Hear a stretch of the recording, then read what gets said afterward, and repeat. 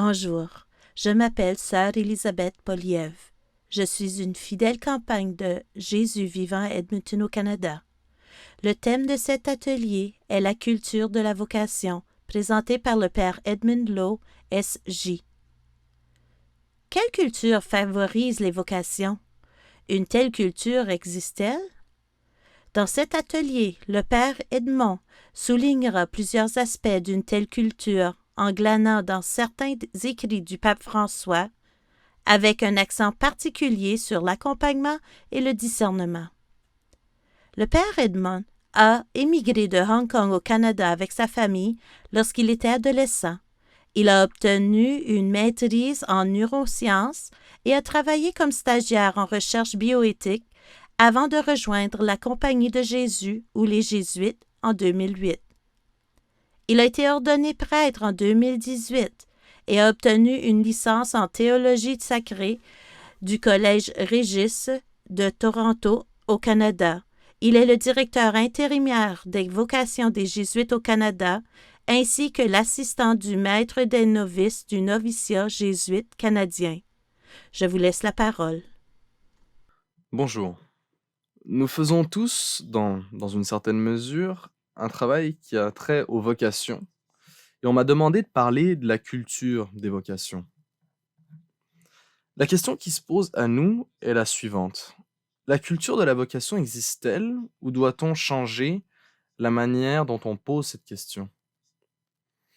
Tout d'abord, à quoi fait-on référence exactement lorsqu'on parle d'une culture des vocations? Est-ce qu'on fait référence au bon vieux temps des classes nombreuses, beaucoup d'apostolats et de novices, où la vocation religieuse semblait être beaucoup moins comme une niche? Y avait-il une culture des vocations à l'époque? Ou quel genre de culture des vocations y avait-il? Pour moi, il s'agit plutôt d'une question sociologique, et des études se sont déjà penchées sur la question. Mais je pense que nous ne sommes pas en train de nous diriger vers une direction comme pour dire: «Oh, le bon vieux temps était parfait, trouvons tous un moyen de reproduire ce qu'on a fait dans le passé ou montons à bord d'une machine à remonter le temps». Ou s'agit-il de s'assurer que l'idée, de devenir un père, un frère ou une religieuse n'est pas une idée si farfelue que ça?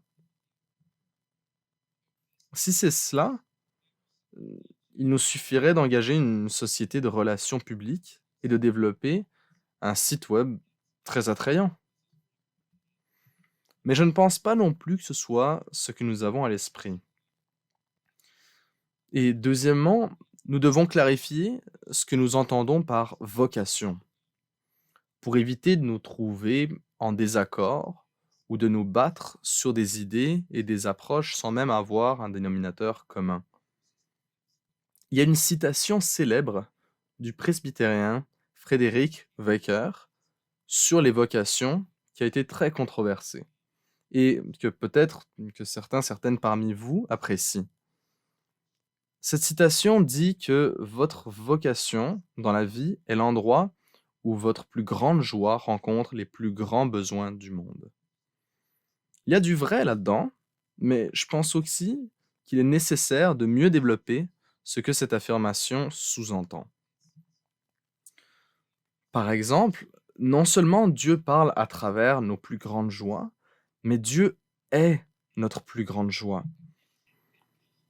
Et la rencontre avec le Seigneur Jésus-Christ et la transformation qui opère en nous constitue un élément unique. Ou encore, le plus grand besoin du monde nous interpelle et nous appelle à aller au-delà d'un niveau strictement humain. Mais parce que nous servons Jésus-Christ dans ces situations. Comme il le dit au chapitre 5 de l'évangile de Matthieu, tout ce que vous faites au plus petit de vos frères, c'est à moi que vous le faites.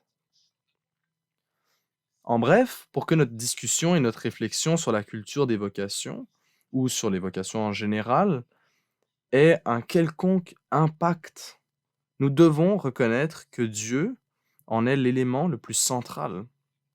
Autrement, On peut simplement maintenir notre conversation à un niveau humaniste ou sociologique, mais nous laissons Dieu en dehors de tout cela, ou nous le reléguons vaguement à l'arrière-plan.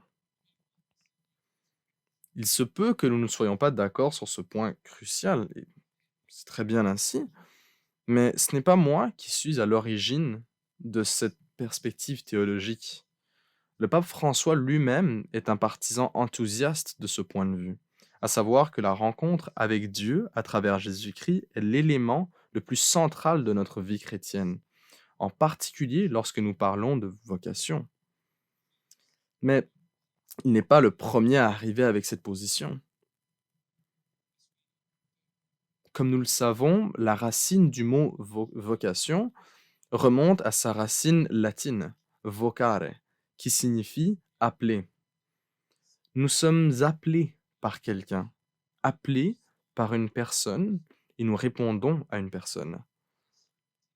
Nous pouvons certainement adopter une interprétation plus métaphorique ou poétique et exclure cette personne, mais nous devons considérer cet aspect personnel comme central dans notre contexte chrétien. Car Dieu, que nous adorons en tant que chrétiens et chrétiennes, n'est ni une idée, ni une force énergétique. Nous sommes appelés par un Dieu qui nous aime d'un amour éternel, qui s'est manifesté à nous par notre Seigneur Jésus-Christ, qui nous a appelés à le suivre. C'est ce qu'on appelle le discipulat chrétien. Tout cela exige qu'on apprenne à entendre la voix de Dieu et à l'écouter. On s'efforce d'entendre la voix de Dieu dans un cœur troublé, mais qui est troublé de façon saine. C'est exactement ce que dit saint Augustin. Tu nous as créés, ou tu t'es créé toi-même, Seigneur, et nos cœurs sont troublés jusqu'à ce qu'ils trouvent leur repos en toi. Et comme le dit le pape François dans Christus Vivit, cette exhortation post-synodale qui s'adresse aux jeunes, il explique que le tourment et l'inquiétude auxquels s'ajoute l'exaltation devant l'ouverture de nouveaux horizons génèrent une audace qui vous conduit à vous lever et à prendre la responsabilité d'une mission. Cet aspect profondément personnel de notre rencontre avec Dieu est, je dirais, essentiellement résumé par le pape François dans le même document. Lorsque l'on parle de vocation et de notre cheminement avec les jeunes, on peut commencer par la question « Qui suis-je » Et c'est très important. Qui suis-je? Quels sont mes dons et mes talents? Quelles sont mes forces et mes faiblesses? Quelle est ma place dans le monde? Toutes ces questions sont importantes. Mais le pape François dit, le piège ici est de rester simplement au niveau de qui suis-je? Et on poursuit l'introspection en dénaturant cette interprétation de la vocation à travers une lentille malsaine qui se centre sur nous-mêmes. Et c'est là que le pape François nous met au défi. Comment nous interpelle-t-il? Il nous dit que nous devons passer de la question qui suis-je à pour qui suis-je? Il faut donc passer de la question qui suis-je à la question pour qui suis-je? Nous connaissons déjà la réponse à cette question. Ben, pour qui suis-je? C'est Jésus-Christ. Il ne peut pas y avoir personne d'autre.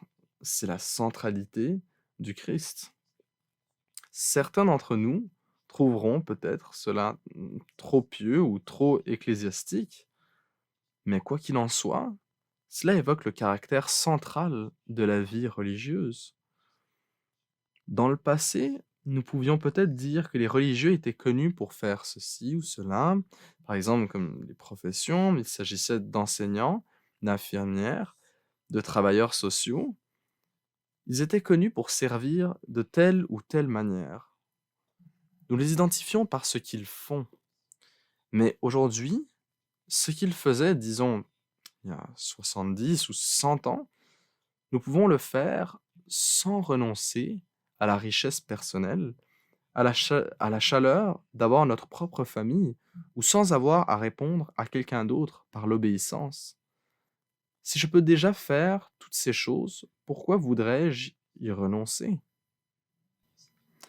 Maintenant, il faut quelque chose de plus profond, ou quelqu'un de plus. Et c'est là l'idée de la déclaration du pape François. Pour qui suis-je? Nos vies sont donc pour Dieu, parce que Dieu est totalement et sans réserve pour moi. Comme nous le dit saint Paul dans sa lettre aux Galates, ce que je vis aujourd'hui dans la chair, je le vis dans la foi au Fils de Dieu, qui m'a aimé et s'est livré lui-même pour moi. Bien entendu, le pape François considère ce pour qui suis-je d'une manière très holistique. Nous sommes pour Dieu, mais Dieu a également décidé qu'on doit être là pour les autres afin de partager avec eux les dons qu'il nous a donnés. En d'autres termes, notre vie est au service des autres. Et c'est là, selon moi, la question centrale qui se pose à nous. Si nous voulons entretenir l'idée d'une culture des vocations, la question est de savoir comment on peut aider les jeunes à approfondir la question de savoir pour qui on est. Que pouvons-nous faire et quel type de dispositions devons-nous avoir ou cultiver pour se poser cette question du service? Peut-être pouvons-nous nous poser cette question également pour notre propre ordre religieux et congrégation. Passons également de qui sommes-nous à pour qui sommes-nous? Une grande question. On peut maintenant parler d'un thème central que le pape François a constamment mentionné lorsqu'il discutait de notre ministère avec les jeunes. Il s'agit de la nécessité d'apprendre à discerner. Après tout, c'est un jésuite. Alors, cela n'a rien de surprenant. La nécessité d'apprendre à discerner. Il est tout à fait significatif qu'il parle et écrive si souvent sur le discernement en tant que pape. Et nous pouvons l'interpréter de manière suivante. Le pape François offre la méthode de discernement des jésuites comme un cadeau à l'Église, en la mettant à la disposition de tous, afin que le discernement ne soit pas considéré comme une pratique de niche dans laquelle seuls les jésuites s'engagent, ou dont seuls les jésuites sont capables.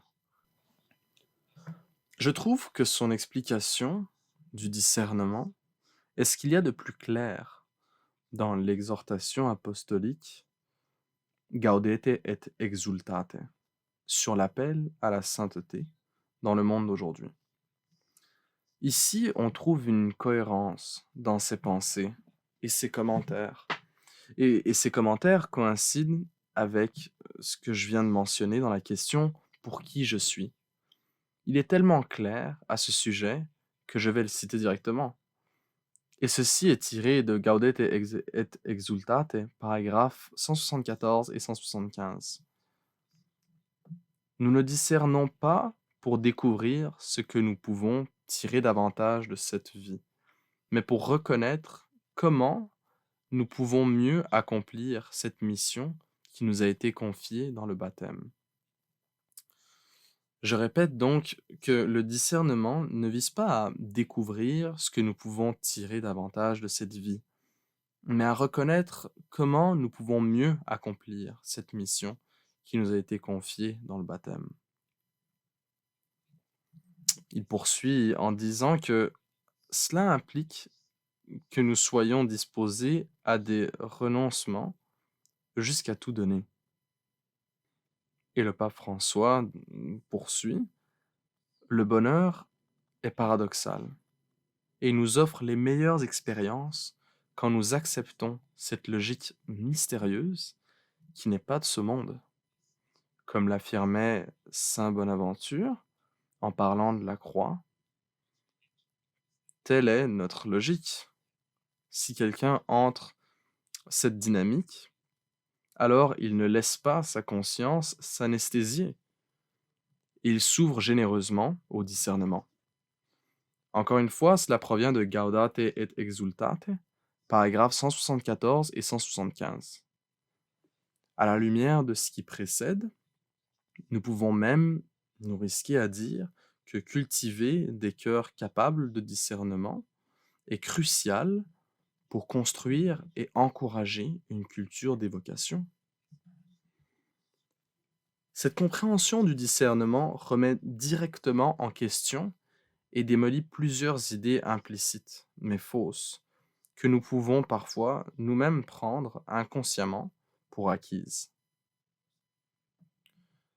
Tout d'abord, la notion moderne de somme nulle selon laquelle soit Dieu gagne, soit je gagne. Si Dieu est heureux, je ne le suis pas. Il ne s'agit pas non plus d'une situation typique de gagnant-gagnant, comme si Dieu et moi étions simplement des parties contractantes sur un pied d'égalité. La satisfaction des désirs humains les plus profonds se situe plutôt à un niveau surnaturel. C'est ce qui ressort directement du texte du Concile Vatican II, très influencé par les pensées du théologien jésuite Henri de Lubac. Nous nous approchons de notre être profond et nous nous développons pleinement lorsque nous suivons le plan mystérieux, mais toujours aimant, que Dieu a pour nous. Lorsque nous commençons à ressembler de plus en plus à son Fils, Jésus-Christ. En un sens, le pape François ne fait que jouer ses meilleurs coups. Sans faire de cela un véritable séminaire sur le discernement, ce que nous pourrions faire, mais ce sera pour une autre fois. Je vais mentionner quelques points que le pape François aborde. Il dit que le discernement est très concret. Et si nous trouvons que la manière dont nous discernons semble très abstraite, eh bien, nous ne discernons pas vraiment. Le discernement inclut très certainement les moyens concrets que Dieu fournit dans son plan providentiel pour nous. Lorsque nous discernons, ne nous contentons pas de poser les grandes questions. Comme le dit le pape François, le discernement s'exerce souvent sur des choses petites et apparemment sans importance, car la grandeur d'âme se manifeste dans les simples réalités quotidiennes. Discerner les grandes choses à travers les petites choses, c'est ainsi que je l'exprimerai. Rassembler les plus petits éléments d'information pour voir quelle image plus grande se dégage. Cela nous met également au défi de développer une disposition de discernement pour affiner une conscience quotidienne de la façon dont l'Esprit de Dieu agit dans nos vies. Le pape François a également dit que le discernement n'exclut pas, le discernement. Le discernement n'exclut pas les questions humaines. Les questions humaines, et il les appelle les choses existentielles, les questions psychologiques, les questions sociologiques et morales. Le discernement ne les exclut pas, mais il les transcende aussi. La raison et la prudence doivent être exercées, mais le discernement les dépasse. Car, dit-il, le discernement concerne le sens de ma vie devant le Père, qui me connaît et m'aime. Le vrai but de ma vie que personne ne connaît mieux que lui. Donc, résumons l'importance du discernement avec les mots du pape François, tirés de Gaudete Exultate. Quand nous scrutons devant Dieu les chemins de la vie, il n'y a pas de domaine qui soit exclu. Sur tous les plans de notre vie, nous pouvons continuer à grandir et offrir quelque chose de plus à Dieu, y compris sur les plans où nous faisons l'expérience des difficultés les plus fortes. Lui qui demande tout donne également tout. Cela nous fait voir que le discernement n'est pas une auto-analyse intimiste, une, une introspection égoïste, mais une véritable sortie de nous-mêmes vers le mystère de Dieu qui nous aide à vivre la mission à laquelle il nous a appelés pour le bien de nos frères et sœurs. Il va sans dire que nous devons nous-mêmes cultiver une disposition au discernement. Si nous devons aider les jeunes à cultiver eux-mêmes un cœur capable de discernement. Le pape François appelle cet acte d'aider les jeunes de cette manière très spécifiquement un accompagnement. Lorsque l'on accompagne les jeunes dans leur démarche, et en particulier sur leur chemin de discernement de la volonté de Dieu pour eux, on les aide à mieux écouter Dieu, la façon dont le Seigneur parle à travers les autres et la façon dont le Seigneur parle à travers la réalité elle-même. Alors cet aspect de l'écoute est absolument essentiel. Tout d'abord, nous vivons à l'ère de la surcharge d'informations. La disponibilité de l'information au bout de nos doigts peut s'avérer très pratique pour notre vie quotidienne, mais cela n'amène pas directement à développer la capacité de trier les informations et de porter des jugements corrects à la lumière de celles-ci. En d'autres termes, nous devons être constamment en alerte pour éviter d'être noyés dans trop d'informations et trop rapidement, et d'être poussés à prendre des décisions hâtives. Toutes les informations ne sont pas utiles. Le pape François décrit ce phénomène comme une grande distraction, une fébrilité qui pousse à agir. Nous pouvons devenir la proie de chaque tendance passagère, de chaque nouveauté qui se présente à nous sans la sagesse du discernement. C'est un point que j'aborderai brièvement plus tard. Et deuxièmement, nous ne pouvons comprendre ce qui vient de l'Esprit Saint et ce qui vient de l'Esprit du monde sans le discernement. Nous pouvons décrire cela comme une sorte d'écoute intense à un niveau différent qui va au-delà du sens commun pour examiner ce que nous recevons et ce qui est en nous afin de mieux reconnaître les chemins qui mènent à une plus grande liberté d'aimer et de servir. Mais prenons un peu de recul. On peut discuter des programmes à organiser et des livres à lire jusqu'à la fin des temps. C'est tout à fait possible. On peut faire toutes ces choses pour influencer l'environnement des jeunes et on peut s'imaginer qu'on est capable de changer notre culture d'une manière ou d'une autre.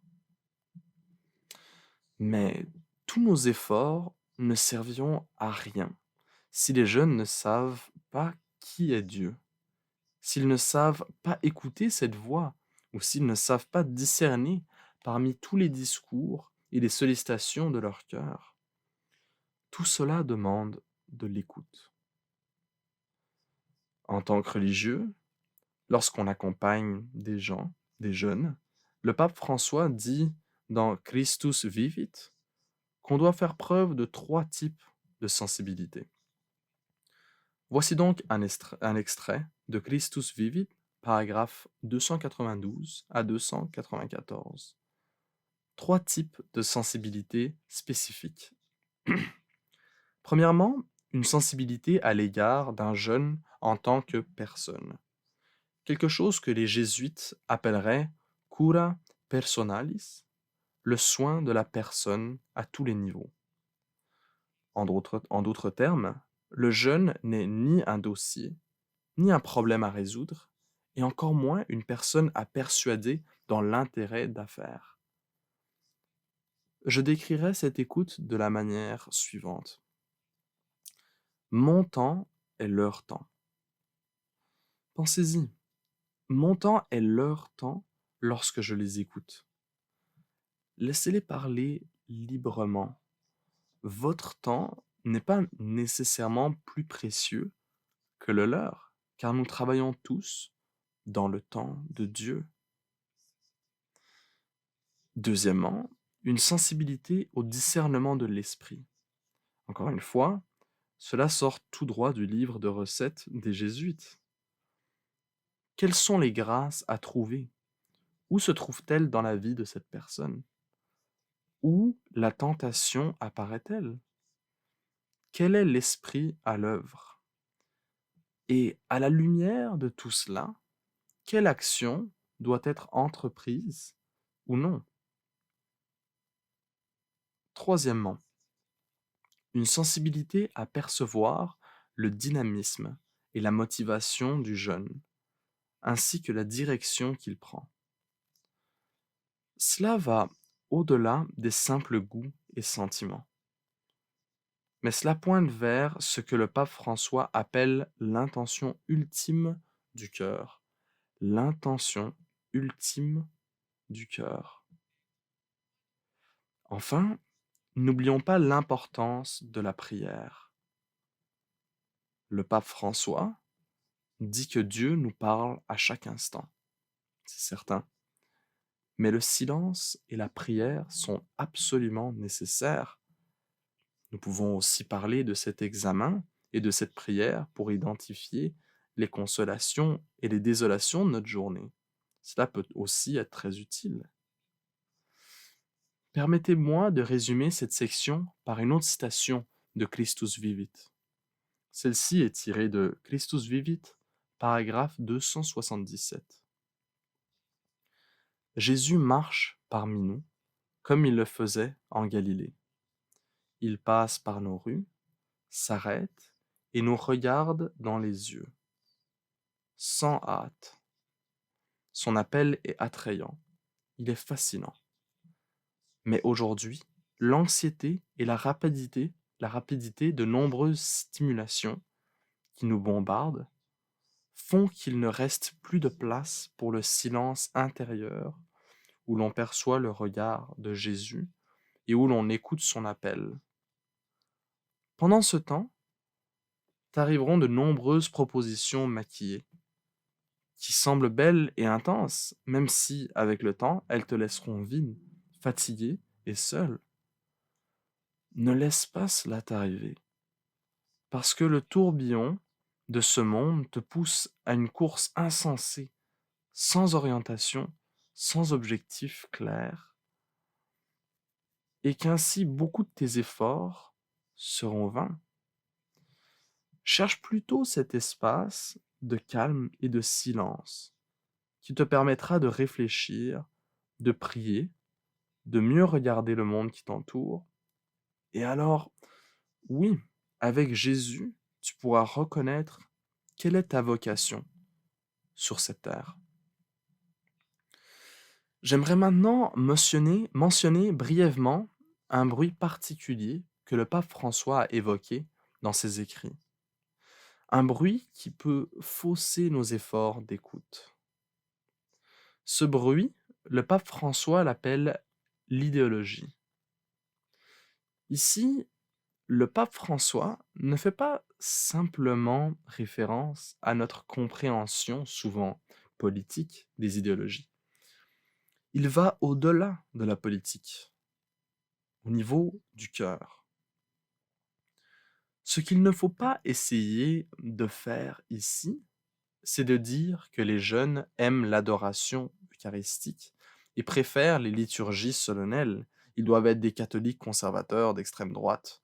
Ou encore, si les jeunes sont socialement actifs et s'occupent des autres à un niveau plus systémique, ils doivent être des communistes déguisés en catholiques. Ce n'est pas la direction que nous prenons. Le pape François parle des idéologies d'une manière intéressante dans le chapitre 6 de Christus Vivit, où il parle de l'importance pour les jeunes d'avoir des racines, d'être enracinés dans quelque chose. Donc, de l'importance pour les jeunes d'avoir des racines, d'être enracinés dans quelque chose. Le pape François dit qu'il faut favoriser les relations intergénérationnelles, comme celles entre les grands-parents et les petits-enfants, les personnes âgées et les jeunes. C'est très important à ses yeux pour rester enraciné. Plus important encore, il considère qu'en adhérant à des idéologies, on n'a pas de racines. L'adhésion à des idéologies signifie être sans racines. Il dit que c'est ainsi que les différentes idéologies fonctionnent. Elles détruisent ou déconstruisent toutes les différences afin de pouvoir régner sans opposition. Mais pour cela, elles ont besoin de jeunes qui n'ont que faire de l'histoire, qui boudent leur richesse spirituelle et humaine héritée des générations passées et qui choisissent d'ignorer tout ce qui les précède. C'est très bouleversant, je dirais, de se déconnecter de tout ce qui est associé aux générations passées pour ignorer tout ce qui les a précédées. Donc, on évacue l'ancien et on fait de la place au nouveau, parce que ce qui est vieux est dépassé. Il est coupable de tel ou tel péché capital et ne mérite plus d'être considéré sous quelque forme que ce soit. Ce que nous appelons aujourd'hui la cancel culture en est peut-être une manifestation. Selon le pape François, les racines ne sont pas des ancres qui nous enchaînent au temps passé et qui nous empêchent d'affronter le présent et de créer quelque chose de nouveau. Au contraire, dit-il, elles sont un repère à partir duquel nous pouvons grandir et relever de nouveaux défis. S'il va sans dire, une fois de plus, que nous devons aider les jeunes à ne pas se laisser engloutir par les idéologies. Il convient également de dire que nous devons nous-mêmes être très vigilants quant à notre propre adhésion à des idéologies ou à des méta-récits qui risquent d'effacer les racines. Nous ne pourrons pas aider les jeunes à sortir de la jungle des idéologies si nous nous laissons nous-mêmes mener par le bout du nez sans le savoir. Un autre exemple. Dans ce 6e chapitre de Christus Vivit, le pape François parle d'un culte de la jeunesse. Ou peut-être pourrions-nous le reformuler en idéologie de la jeunesse et de la beauté.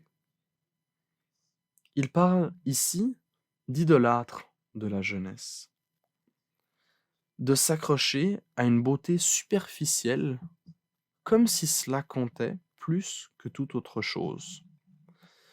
Le pape François combat cette idéologie de la beauté superficielle et de la jeunesse avec, je dirais, une vision totalement chrétienne de la beauté, qui fait remonter la source de la beauté à la beauté de la croix, à la beauté de l'ecce homo. Voilà un autre exemple d'idéologie et de la manière dont on peut combattre d'autres idéologies. Si par vocation on entend que Dieu nous aime et nous appelle à lui répondre par l'amour, il faut qu'on aide les jeunes à se libérer de l'idéologie, en commençant par nous libérer nous-mêmes de l'idéologie, pour ensuite aider les jeunes à mieux écouter la voix de Dieu et à suivre son chemin. De peur qu'ils ne soient guidés par la voie des idéologies comme étant la vérité ultime et qu'ils ne s'engagent sur la voie de l'idolâtrie. Maintenant, j'ai parlé pendant un certain temps, mais que pouvons-nous faire d'autre? Que pouvons-nous faire d'autre à la lumière de cette culture des vocations. Comment est-ce qu'on peut l'encourager? Je pense qu'il va sans dire que le moins qu'on puisse faire est d'être en contact avec les jeunes à un niveau personnel. Et on ne parle pas d'ici d'un simple contact professionnel ou d'un contact indirect par le biais des médias sociaux. J'aimerais dire, que peut-on faire d'autre? Tout d'abord, soyons conscients de ce que j'appellerais une logique fausse et insidieuse. Méfions-nous de cette logique fausse et insidieuse. Qu'est-ce que je veux dire par là?